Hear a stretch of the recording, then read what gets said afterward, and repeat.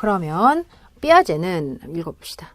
수학적 지식 및 사고의 본질을 오퍼레이션, 조작이라고 보고, 그래서 조작적 구성주의라고 봤죠? 이 조작이라는 걸 통해서 결국은 발생 과정을 분석하여 제시를 합니다.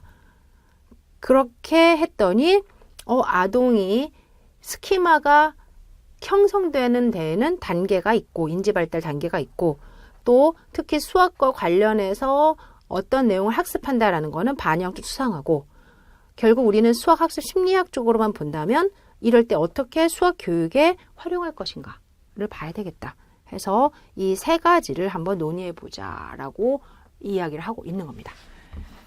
우선 여러분들 인지발달 단계로는 삐아제가 했던 아주 주요한 이론이에요. 인지가 발달한다 라는 이야기를 할 때 삐아제를 어디서부터 이해하셔야 되는지 아세요? 삐아제는 원래 인지발달론자가 아니라 그래요. 생물학자였어요. 이 사람은 박사학위를 미생물로 받았거든요.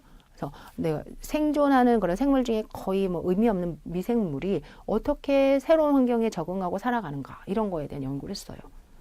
그런 와중에 결혼을 해서 아이들을 낳고 보니 아이들이 커가는 과정도 미생물의 모습과 비슷하다라는 거죠. 환경이 처음에 그 환경에 잘 맞춰서 행동을 하는 거죠. 특히 신체적인 부분에 대해서 환경이 도래했을 때 잘 적응하는 거는 맞는데 이 정신 또는 지식의 부분도 그렇더라라는 연구가 된 겁니다. 그러면서 이 지식은 무엇을 시작으로 환경에 대해서 계속적으로 자극을 받아서 성장할 것인가에 대한 논의를 하면서 인지발달 단계를 설명하게 돼요. 인간이 태어날 때 10개월을 통해서 몸에서 응애하고 태어나죠. 부족한 인간이지만 되게 신기하게도 딱 태어나면 밥 달라고 울어요.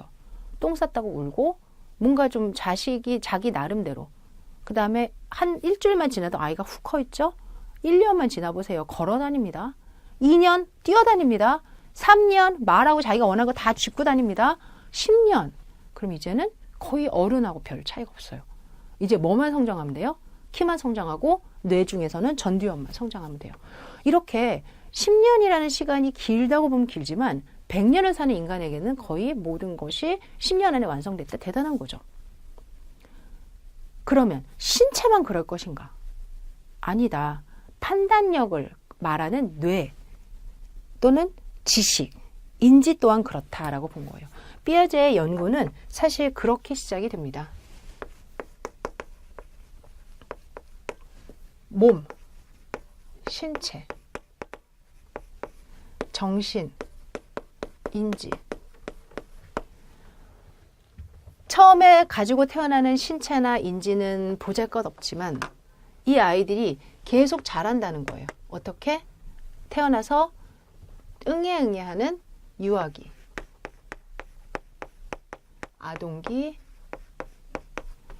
청소년기, 성인기 이렇게 볼 수 있겠죠. 그러면 몸만 그러냐? 인지도 그렇다. 처음에는 거의 인간 같지 않은 감각운동기. 그 다음에 뭔가 좀 인간이 되었는데 아직까진 사고가 좀 부족한 전조잡기. 그리고 나서 이제는 정말 뭔가 좀 더 잘할 수 있는 구체적 조작기. 그 다음에 정말 인간으로서 이제는 다 갖춰진 형식적 조작기. 사실 유아기하고 아동기 사이에 뭐 하나 더 있었던 것 같은데? 응애응애하는 유아기, 그 다음에 아동기. 뭐가 있었지? 그쵸? 학습으로 보면 좀 더 쉬울 수 있어요. 왜냐면은 아동기 하면은 초등학교죠. 그 다음에 청소년기 하면 중학교, 고등학교죠. 성인기 하면은 이제 대학교 이상이죠. 그러면 여기에 초등학교 전에 유치원기가 하나 빠졌잖아요. 뭐지 유치원. 이렇게 여하튼 이렇게 갑시다. 그랬을 때 이 유아기는 감각운동기하고 연결이 되고요. 이 유치원 시절의 이 아이들은 대부분 전조잡기. 그다음에 초등학교 시절의 아이들은 구체적 조작기. 중고등학교 이후의 어른은 다 형식 조작기 이렇게 짝이 지어져요. 여러분들 현재 유치원 다니고 중학교, 초등학교 다니는 그 흐름을 정리한 사람이 삐아제입니다. 여하튼 신체가 성장할 때 이렇게 규칙적으로 성장하는 것도 있지만 새로운 환경에 노출이 되죠. 그러면 그 환경에 대해서 몸과 인지가 다 적응을 하죠. 그 적응을 하는 공통적인 도구가 뭐다? 동화와 조절이다. 이렇게 이야기를 하면서 그리고 타고나는 신체와 타고나는 인지 이런 거를 설명하기 위해서 인지 입장에서는 뭘 썼다? 쉐임이라는 단어를 씁니다. 특히 우리가 몸이 성장할 때 대부분 그냥 가만히 밥만 먹고 있으면 성장하는 것 같지만 꾸준히 뭔가 움직여주고 그 다음에 줄넘기도 해주고 운동도 해주고 이렇게 성장하잖아요. 인지도 그렇다라는 거예요. 그때 그러한 환경을 조작이라고 이야기한 거예요. 따라서 조작을 함으로써 인지가 성장을 한다. 그런데 이 용어 좀 보실래요? 감각운동기는 조작이란 단어가 없죠. 그냥 감각에 의해서 반응을 하는 거예요. 전조작기는요. 조작 전 단계죠. 그럼 조작을 하기 전 단계라는 뜻이죠. 그러니까 조작을 못하는 단계죠. 구체적 조작 단계는요. 구체적인 대상을 가지고 조작을 하는 단계죠. 형식적 조작 단계는 이제 형식적인 것만에 대해서도 조작을 하는 단계죠. 구체적 조작 단계는 어떤 대상이 있어야 조작을 하겠죠. 형식적 조작 단계는 대상이 없어도 조작을 할 수 있는 최고의 수준이 되는 거죠. 여기서 조작을 할 수 없다, 조작을 한다, 조작을 형식적으로 한다라는 거예요. 조작이 굉장히 중요한 도구가 되는데요. 조작이 뭐예요? 책에도 나오지만 내면화된 가역적 행동. 즉 어떤 걸 조작한다라는 거는 내가 행동을 하는 건데 그냥 따라하거나 시킨 대로 하는 게 아니라 내 지식을 끌어다가 상황에 맞게끔 되돌려서 하는 거예요. 자동차를 조작한다 또는 여기 있는 블럭을 조작한다 그런 내용이죠. 따라서 스스로가 할 수 있는 어떤 행동을 못한다 하는데 대상을 가지고 간다. 이젠 대상이 없어도 한다. 이렇게 보시면 됩니다. 수학은 사실 대상이 없어도 해야 되는 우리가 삼각형이라는 건 세상에 있는 게 아니에요. 세상에 삼각형 모양을 가지고 공통점을 끌어다가 이상화시켜서 만든 거기 때문에 수학엔 대상이 없어요. 그런데도 우리는 그걸 학습하고 공통점을 찾아야 되는 거거든요. 여하튼 이 정도까지 봅시다. 289페이지. 피아제에 따르면 인간은 타고난 기본적인 셈, 본유적 셈이 있다고 하죠. 이 타고난 셈을 바탕으로 적응 기능에 의하여 적응 기능 하면 두 가지예요. 동화 조절.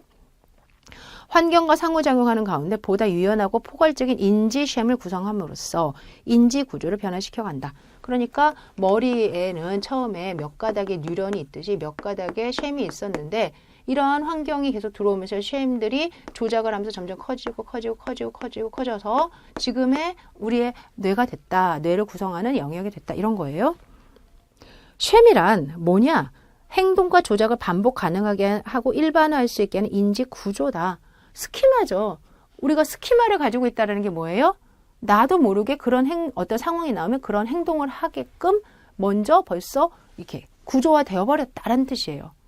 화장실에 가면 화장실에 맞는 스키마가 있기 때문에 나도 모르게 앉았고 뭐 바지를 내리고 앉고 힘을 다 쏟고 나면은 물을 내리고 하고 이런 스토리가 있잖아요. 이런 걸 스키마가 있다라고 이야기를 하는데 그런 스키마는 이렇게 처음엔 없었다가 본의적 셈이 점점점 강조가 되고 자극을 받아서 만들어진 거다라는 거죠.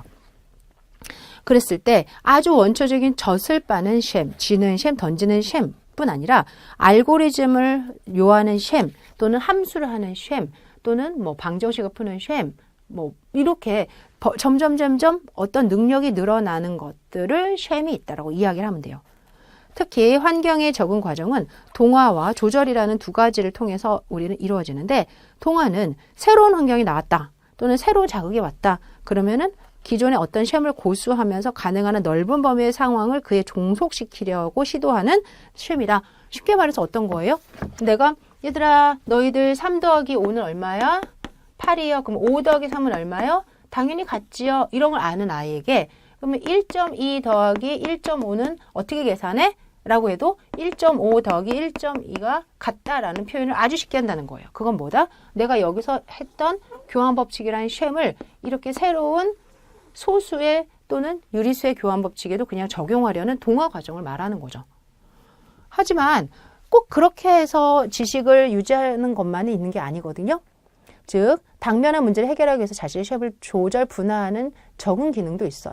또 조절한다라는 거는 학생이 루트 2 곱하기 루트 3은 루트 2 곱하기 3이야. 이걸 아는 학생이 루트 마이너스 2 곱하기 루트 마이너스 3은 루트 마이너스 2 곱하기 마이너스 3이야. 라고 했을 때 답은 맞았지만 뭔가 이러면 안 되는 그런 상황이 나오잖아요. 그러면은 이렇게 동화를 하다가도 결과가 똑같이 나온다고 봐서 얘는 루트 6이야 라고 했지만 결과는 마이너스 루트 6이에요.